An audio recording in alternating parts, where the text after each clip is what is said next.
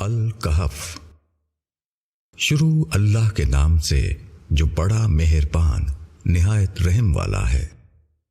تعریف اللہ کے لیے ہے جس نے اپنے بندے پر کتاب اتاری اور اس میں کوئی کجی نہیں رکھی، بالکل ٹھیک، تاکہ وہ اللہ کی طرف سے ایک سخت عذاب سے آگاہ کر دے اور ایمان والوں کو خوشخبری دے دے جو نیک اعمال کرتے ہیں کہ ان کے لیے اچھا بدلہ ہے، وہ اس میں ہمیشہ رہیں گے۔ اور ان لوگوں کو ڈرا دے جو کہتے ہیں کہ اللہ نے بیٹا بنایا ہے، ان کو اس بات کا کوئی علم نہیں اور نہ ان کے باپ دادا کو۔ یہ بڑی بھاری بات ہے جو ان کے منہ سے نکل رہی ہے، وہ صرف جھوٹ کہتے ہیں۔ شاید تم ان کے پیچھے غم سے اپنے آپ کو ہلاک کر ڈالو گے اگر وہ اس بات پر ایمان نہ لائے۔ جو کچھ زمین پر ہے اس کو ہم نے زمین کی رونق بنایا ہے تاکہ ہم لوگوں کو جانچیں کہ ان میں کون اچھا عمل کرنے والا ہے، اور ہم زمین کی تمام چیزوں کو ایک صاف میدان بنا دیں گے۔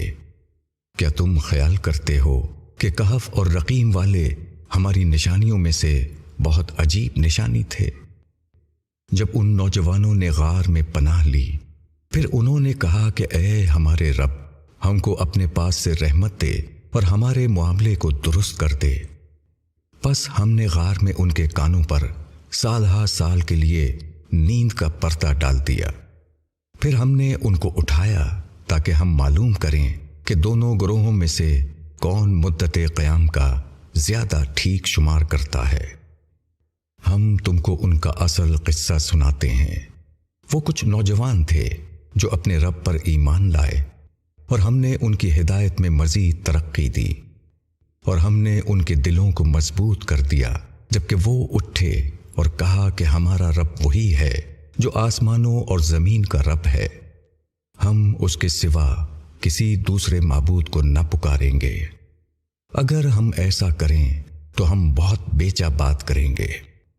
یہ ہماری قوم کے لوگوں نے اس کے سوا دوسرے معبود بنا رکھے ہیں، یہ ان کے حق میں واضح دلیل کیوں نہیں لاتے؟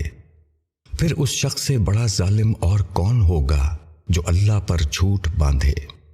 اور جب تم ان لوگوں سے الگ ہو گئے ہو اور ان کے معبودوں سے جن کی وہ خدا کے سوا عبادت کرتے ہیں، تو اب چل کر غار میں پناہ لو، تمہارا رب تمہارے اوپر اپنی رحمت پھیلائے گا اور تمہارے کام کے لیے سر و سامان مہیا کرے گا۔ اور تم سورج کو دیکھتے کہ جب وہ طلوع ہوتا ہے تو ان کے غار سے دائیں جانب کو بچا رہتا ہے، اور جب ڈوبتا ہے تو ان سے بائیں طرف کو کترا جاتا ہے، اور وہ غار کے اندر ایک وسیع جگہ میں ہے۔ یہ اللہ کی نشانیوں میں سے ہے، جس کو اللہ ہدایت دے وہی ہدایت پانے والا ہے، اور جس کو اللہ بے راہ کر دے تو تم اس کے لیے کوئی مددگار راہ بتانے والا نہ پاؤ گے۔ اور تم انہیں دیکھ کر یہ سمجھتے کہ وہ جاگ رہے ہیں، حالانکہ وہ سو رہے تھے۔ ہم ان کو دائیں اور بائیں کروٹ بدلواتے رہتے تھے، اور ان کا کتا غار کے دہانے پر دونوں ہاتھ پھیلائے ہوئے بیٹھا تھا۔ اگر تم ان کو جھانک کر دیکھتے تو ان سے پیٹھ پھیر کر بھاگ کھڑے ہوتے، اور تمہارے اندر ان کی دہشت بیٹھ جاتی۔ اور اسی طرح ہم نے ان کو جگایا تاکہ وہ آپس میں پوچھ گچھ کریں۔ ان میں سے ایک کہنے والے نے کہا، تم کتنی دیر یہاں ٹھہرے؟ انہوں نے کہا کہ ہم 1 دن یا 1 دن سے بھی کم ٹھہرے ہوں گے۔ وہ بولے کہ اللہ ہی بہتر جانتا ہے کہ تم کتنی دیر یہاں رہے۔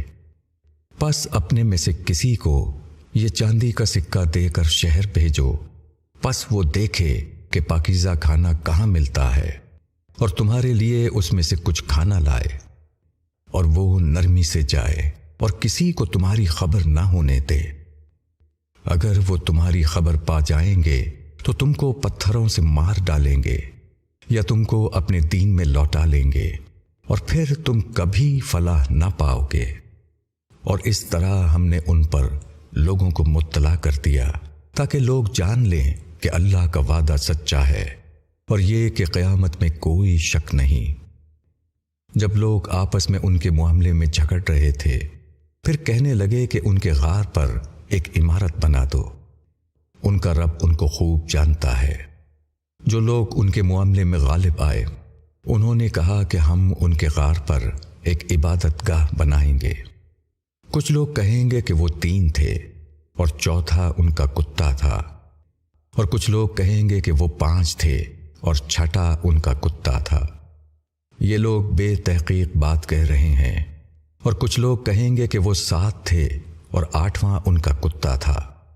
کہو کہ میرا رب بہتر جانتا ہے کہ وہ کتنے تھے، تھوڑے ہی لوگ ان کو جانتے ہیں۔ پس تم سرسری بات سے زیادہ ان کے معاملے میں بحث نہ کرو، اور نہ ان کے بارے میں ان میں سے کسی سے پوچھو۔ اور تم کسی کام کی نسبت یوں نہ کہو کہ میں اس کو کل کر دوں گا، مگر یہ کہ اللہ چاہے، اور جب تم بھول جاؤ تو اپنے رب کو یاد کرو، اور کہو کہ امید ہے کہ میرا رب مجھ کو بھلائی کی اس سے زیادہ قریب راہ دکھا دے۔ اور وہ لوگ اپنے غار میں 300 سال رہے۔ کچھ لوگ مدت کے شمار میں 9 سال اور بڑھ گئے ہیں۔ کہو کہ اللہ ان کے رہنے کی مدت کو زیادہ جانتا ہے۔ آسمانوں اور زمین کا غیب اس کے علم میں ہے۔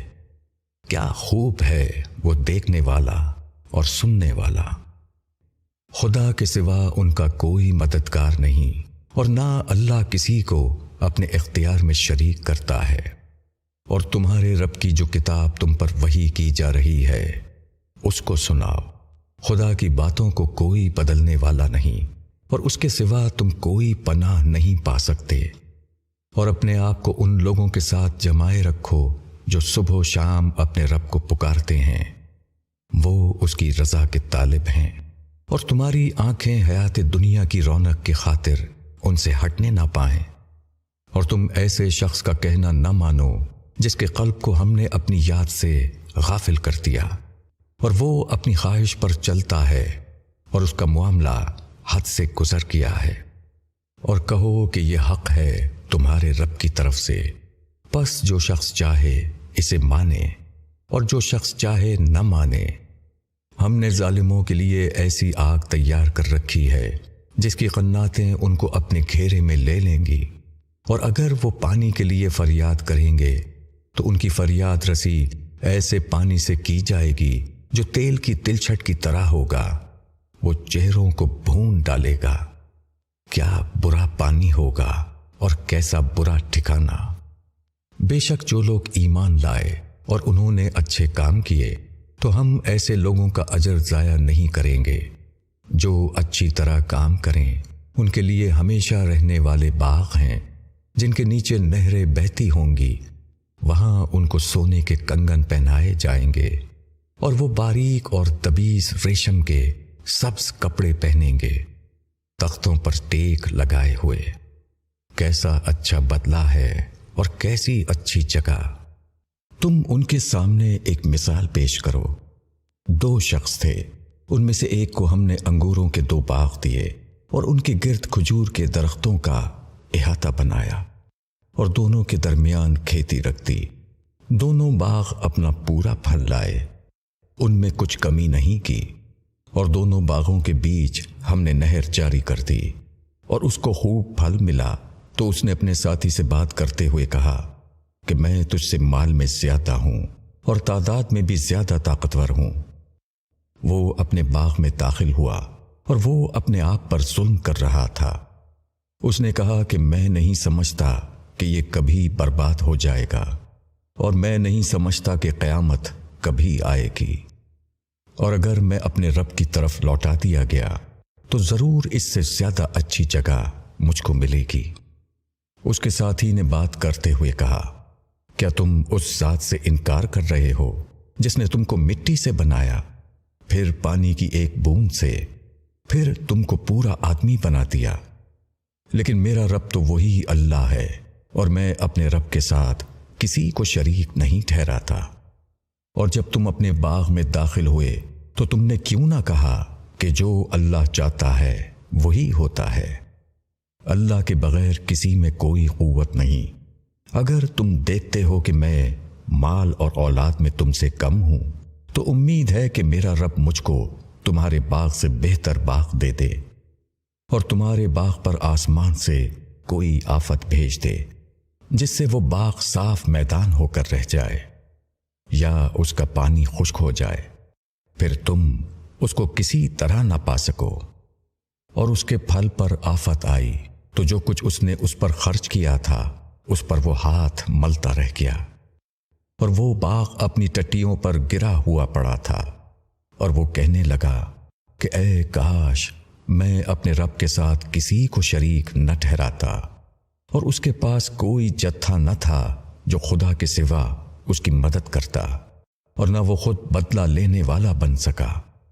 یہاں سارا اختیار صرف خدائے برحق کا ہے، وہ بہترین اجر اور بہترین انجام والا ہے۔ اور ان کو دنیا کی زندگی کی مثال سناؤ، جیسے کہ پانی جس کو ہم نے آسمان سے اتارا، پھر اس سے زمین کی نباتات خوب گھنی ہو گئی، پھر وہ ریزہ ریزہ ہو گئی جس کو ہوائیں اڑاتی پھرتی ہیں، اور اللہ ہر چیز پر قدرت رکھنے والا ہے۔ مال اور اولاد دنیاوی زندگی کی رونق ہیں، اور باقی رہنے والی نیکیاں تمہارے رب کے نزدیک ثواب کے اعتبار سے بہتر ہیں۔ اور جس دن ہم پہاڑوں کو چلائیں گے اور تم دیکھو گے زمین کو بالکل کھلی ہوئی، اور ہم ان سب کو جمع کریں گے، پھر ہم ان میں سے کسی کو نہ چھوڑیں گے، اور سب لوگ تیرے رب کے سامنے صف باندھ کر پیش کیے جائیں گے۔ تم ہمارے پاس آ گئے جس طرح ہم نے تم کو پہلی بار پیدا کیا تھا، بلکہ تم نے یہ گمان کیا کہ ہم تمہارے لیے کوئی وعدے کا وقت مقرر نہیں کریں گے، اور رجسٹر رکھا جائے گا تو تم مجرموں کو دیکھو گے کہ اس میں جو کچھ ہے وہ اس سے ڈرتے ہوں گے، اور کہیں گے کہ ہائے خرابی، کیسی ہے یہ کتاب کہ اس نے کوئی چھوٹی بات درج کرنے سے چھوڑی ہے اور نہ کوئی بڑی بات، اور جو کچھ انہوں نے کیا ہے وہ سب سامنے پائیں گے، اور تیرا رب کسی کے اوپر ظلم نہ کرے گا۔ اور جب ہم نے فرشتوں سے کہا کہ آدم کو سجدہ کرو تو انہوں نے سجدہ کیا، مگر ابلیس نے سجدہ نہ کیا، وہ جنوں میں سے تھا، پس اس نے اپنے رب کے حکم کی نافرمانی کی۔ اب کیا تم اس کو اور اس کی اولاد کو میرے سوا اپنا دوست بناتے ہو، حالانکہ وہ تمہارے دشمن ہیں؟ یہ ظالموں کے لیے بہت برا بدلہ ہے۔ میں نے ان کو نہ آسمانوں اور زمین پیدا کرنے کے وقت بلایا اور نہ خود ان کے پیدا کرنے کے وقت بلایا، اور میں ایسا نہیں گمراہ کرنے والوں کو اپنا مددگار بناؤں۔ اور جس دن خدا کہے گا کہ جن کو تم میرا شریک سمجھتے تھے ان کو پکارو، پس وہ ان کو پکاریں گے، مگر وہ ان کو کوئی جواب نہ دیں گے، اور ہم ان کے درمیان عداوت کی آڑ کر دیں گے۔ اور مجرم لوگ آگ کو دیکھیں گے اور سمجھ لیں گے کہ وہ اس میں گرنے والے ہیں، اور وہ اس سے بچنے کی کوئی راہ نہ پائیں گے۔ اور ہم نے اس قرآن میں لوگوں کی ہدایت کے لیے ہر قسم کی مثال بیان کی ہے، اور انسان سب سے زیادہ جھگڑالو ہے، اور لوگوں کو بعد اس کے کہ ان کو ہدایت پہنچ چکی ایمان لانے سے اور اپنے رب سے بخشش مانگنے سے نہیں روکا، مگر اس چیز نے کہ اگلوں کا معاملہ ان کے لیے بھی ظاہر ہو جائے یا عذاب ان کے سامنے آ کھڑا ہو۔ اور رسولوں کو ہم صرف خوشخبری دینے والا اور ڈرانے والا بنا کر بھیجتے ہیں، اور منکر لوگ ناحق کی باتیں لے کر جھوٹا جھگڑا کرتے ہیں تاکہ اس کے ذریعے سے حق کو نیچا کر دیں۔ اور انہوں نے میری نشانیوں کو اور جو ڈر سنائے گئے ان کو مذاق بنا دیا۔ اس سے بڑا ظالم کون ہوگا جس کو اس کے رب کی آیات کے ذریعے یاد دہانی کی جائے تو وہ اس سے منہ پھیر لے اور اپنے ہاتھوں کے عمل کو بھول جائے۔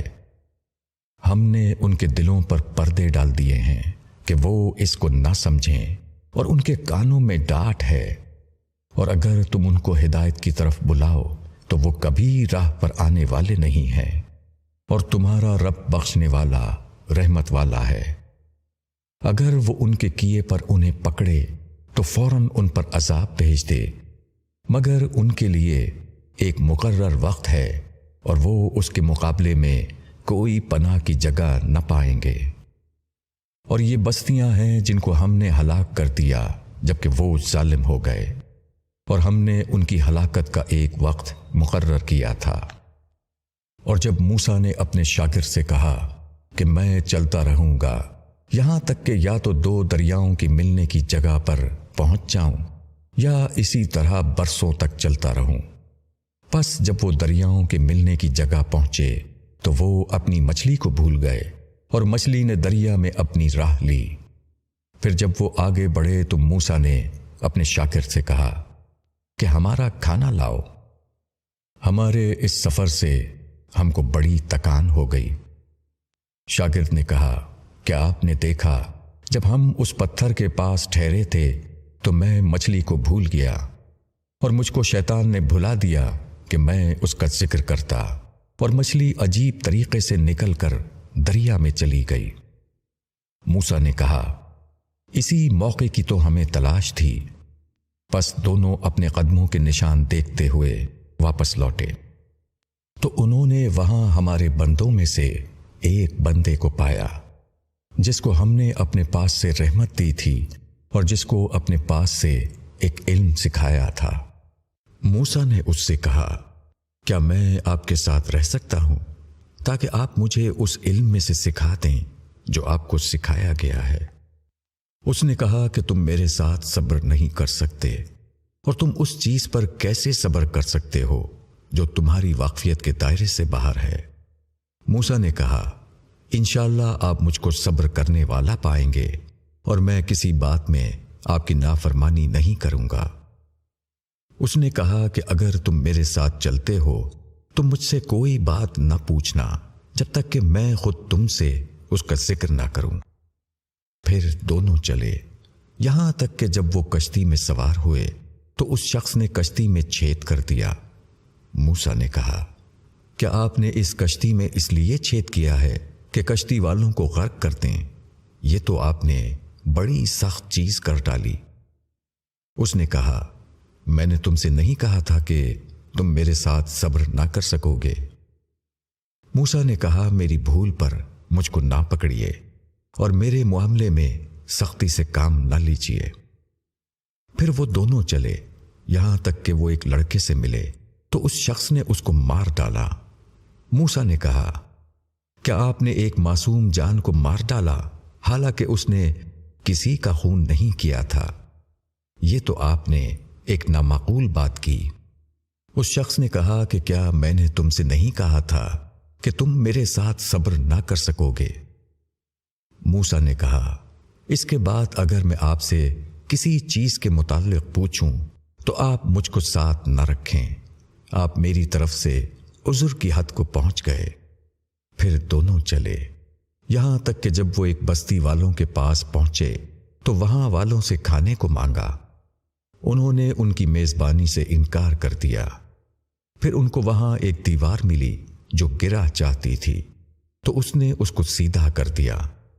موسیٰ نے کہا، اگر آپ چاہتے تو اس پر کچھ اجرت لے لیتے۔ اس نے کہا کہ اب یہ میرے اور تمہارے درمیان جدائی ہے۔ میں تم کو ان چیزوں کی حقیقت بتاؤں گا جن پر تم صبر نہ کر سکے۔ کشتی کا معاملہ یہ ہے کہ وہ چند مسکینوں کی تھی جو دریا میں محنت کرتے تھے، تو میں نے چاہا کہ اس کو عیب دار کر دوں، اور ان کے آگے ایک بادشاہ تھا جو ہر کشتی کو زبردستی چھین کر لے لیتا تھا۔ اور لڑکے کا معاملہ یہ ہے کہ اس کے ماں باپ ایماندار تھے۔ ہم کو اندیشہ ہوا کہ وہ بڑا ہو کر اپنی سرکشی اور کفر سے ان کو تنگ کرے گا، پس ہم نے چاہا کہ ان کا رب ان کو اس کی جگہ ایسی اولاد دے جو پاکیزگی میں اس سے بہتر ہو اور شفقت کرنے والی ہو۔ اور دیوار کا معاملہ یہ ہے کہ وہ شہر کے 2 یتیم لڑکوں کی تھی، اور اس دیوار کے نیچے ان کا ایک خزانہ دفن تھا، اور ان کا باپ ایک نیک آدمی تھا۔ پس تمہارے رب نے چاہا کہ وہ دونوں اپنی جوانی کی عمر کو پہنچیں اور اپنا خزانہ نکالیں۔ یہ تمہارے رب کی رحمت سے ہوا، اور میں نے اس کو اپنی رائے سے نہیں کیا۔ یہ ہے حقیقت ان باتوں کی جن پر تم صبر نہ کر سکے۔ اور وہ تم سے ذوالقرنین کا حال پوچھتے ہیں، کہو میں اس کا کچھ حال تمہارے سامنے بیان کروں گا۔ ہم نے اس کو زمین میں اقتدار دیا تھا اور ہم نے اس کو ہر چیز کا سامان دیا تھا۔ پھر ذوالقرنین ایک راہ کے پیچھے چلا یہاں تک کہ وہ سورج کے غروب ہونے کے مقام تک پہنچ گیا۔ اس نے سورج کو دیکھا کہ وہ ایک کالے پانی میں ڈوب رہا ہے اور وہاں اس کو ایک قوم ملی۔ ہم نے کہا، اے ذوالقرنین، تم چاہو تو ان کو سزا دو اور چاہو تو ان کے ساتھ اچھا سلوک کرو۔ اس نے کہا، جو ان میں سے ظلم کرے گا ہم اس کو سزا دیں گے، پھر وہ اپنے رب کے پاس پہنچایا جائے گا، پھر وہ اس کو سخت سزا دے گا۔ اور جو شخص ایمان لائے گا اور نیک عمل کرے گا اس کے لیے اچھی جزا ہے، اور ہم بھی اس کے ساتھ آسان معاملہ کریں گے۔ پھر وہ ایک راہ پر چلا یہاں تک کہ جب وہ سورج نکلنے کی جگہ پہنچا تو اس نے سورج کو ایک ایسی قوم پر طلوع ہوتے ہوئے پایا جن کے لیے ہم نے آفتاب کے اوپر کوئی آڑ نہیں رکھی تھی۔ یہ اسی طرح ہے، اور ہم ذوالقرنین کے احوال سے باخبر ہیں۔ پھر وہ ایک راہ پر چلا یہاں تک کہ جب وہ دو پہاڑوں کے درمیان پہنچا تو ان کے پاس اس نے ایک قوم کو پایا جو کوئی بات سمجھ نہیں پاتی تھی۔ انہوں نے کہا کہ اے ذوالقرنین، یاجوج اور ماجوج ہمارے ملک میں فساد پھیلاتے ہیں، تو کیا ہم تم کو کوئی محصول اس کے لیے مقرر کر دیں کہ تم ہمارے اور ان کے درمیان کوئی روک بنا دو؟ ذوالقرنین نے جواب دیا کہ جو کچھ میرے رب نے مجھے دیا ہے وہ بہت ہے، تم محنت سے میری مدد کرو، میں تمہارے اور ان کے درمیان ایک دیوار بنا دوں گا، تم لوہے کے تختے لا کر مجھے دو۔ یہاں تک کہ جب اس نے دونوں کے درمیانی خلا کو بھر دیا تو لوگوں سے کہا کہ آگ دہکاؤ۔ یہاں تک کہ جب اس کو آگ کر دیا تو کہا کہ لاؤ اب میں اس پر پگھلا ہوا تانبا ڈال دوں۔ پس یاجوج اور ماجوج نہ اس پر چڑھ سکتے تھے اور نہ وہ اس میں سوراخ کر سکتے تھے۔ ذوالقرنین نے کہا کہ یہ میرے رب کی رحمت ہے، پھر جب میرے رب کا وعدہ آئے گا تو وہ اس کو ڈھا کر برابر کر دے گا، اور میرے رب کا وعدہ سچا ہے۔ اور اس دن ہم لوگوں کو چھوڑ دیں گے، وہ موجوں کی طرح ایک دوسرے میں گھسیں گے، اور سور پھونکا جائے گا، پس ہم سب کو ایک ساتھ جمع کریں گے۔ اور اس دن ہم جہنم کو منکروں کے سامنے لائیں گے جن کی آنکھوں پر ہماری یاد دہانی سے پردہ پڑا رہا اور وہ کچھ سننے کے لیے تیار نہ تھے۔ کیا انکار کرنے والے یہ سمجھتے ہیں کہ وہ میرے سوا میرے بندوں کو اپنا کارساز بنائیں؟ ہم نے منکروں کی مہمانی کے لیے جہنم تیار کر رکھی ہے۔ کہو کیا میں تم کو بتا دوں کہ اپنے اعمال کے اعتبار سے سب سے زیادہ گھاٹے میں کون لوگ ہیں؟ وہ لوگ جن کی کوشش دنیا کی زندگی میں اکارت ہو گئی اور وہ سمجھتے رہے کہ وہ بہت اچھا کام کر رہے ہیں۔ یہی لوگ ہیں جنہوں نے اپنے رب کی نشانیوں کا اور اس سے ملنے کا انکار کیا، پس ان کا کیا ہوا برباد ہو گیا۔ پھر قیامت کے دن ہم ان کو کوئی وزن نہ دیں گے۔ جہنم ان کا بدلہ ہے اس لیے کہ انہوں نے انکار کیا اور میری نشانیوں اور میرے رسولوں کا مذاق اڑایا۔ بے شک جو لوگ ایمان لائے اور انہوں نے نیک عمل کیے ان کے لیے فردوس کے باغوں کی مہمانی ہے، اس میں وہ ہمیشہ رہیں گے، وہ وہاں سے کبھی نکلنا نہ چاہیں گے۔ کہو کہ اگر سمندر میرے رب کی نشانیوں کے لکھنے کے لیے روشنائی ہو جائے تو سمندر ختم ہو جائے گا اس سے پہلے کہ میرے رب کی باتیں ختم ہوں، اگرچہ ہم اس کے ساتھ اسی کی مانند اور سمندر ملا دیں۔ کہو کہ میں تمہاری ہی طرح ایک آدمی ہوں، مجھ پر وہی آتی ہے کہ تمہارا معبود صرف ایک ہی معبود ہے، پس جس کو اپنے رب سے ملنے کی امید ہو اس کو چاہیے کہ نیک عمل کرے اور اپنے رب کی عبادت میں کسی کو شریک نہ ٹھہرائے۔